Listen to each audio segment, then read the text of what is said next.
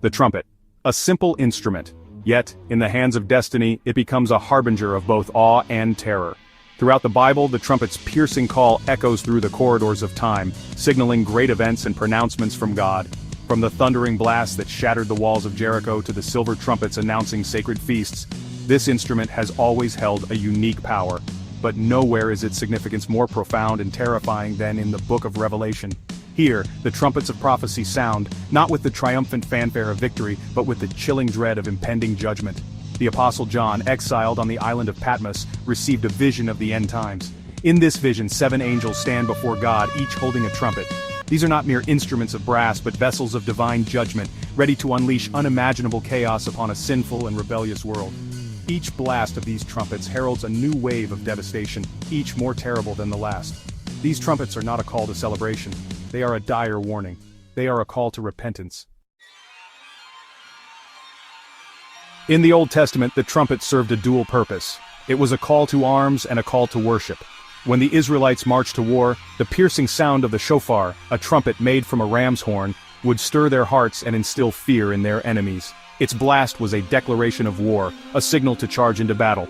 Yet this same instrument, the shofar, was also used to announce sacred assemblies and festivals. Its call summoned the people to the tabernacle, to the presence of God.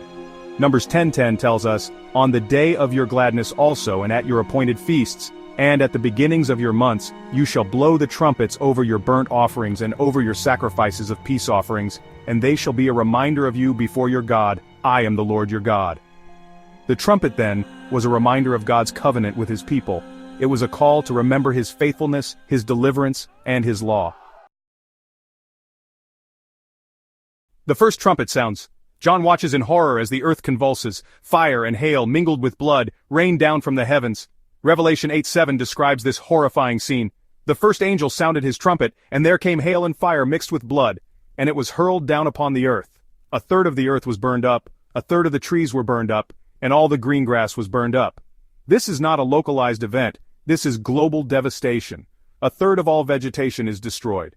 Imagine the smoke, the ash, the stench of death filling the air. This is a taste of God's wrath, a terrifying glimpse of what is to come. The earth, once so vibrant and alive, is now scarred and burning. The third trumpet blasts. A great star, burning like a torch, plummets from the sky. Its name is wormwood, and it crashes into the earth, poisoning a third of the world's fresh water. Revelation 8:10-11 states, "The third angel sounded his trumpet, and a great star, blazing like a torch, fell from the sky on a third of the rivers and on the springs of water. The name of the star is wormwood. A third of the waters turned bitter, and many people died from the waters that had become bitter." Can you imagine the horror? The lifeblood of the planet, the source of all life, turned bitter and deadly. People and animals alike dying from thirst, their bodies racked with pain. The very air we breathe, the water we drink, becoming instruments of judgment.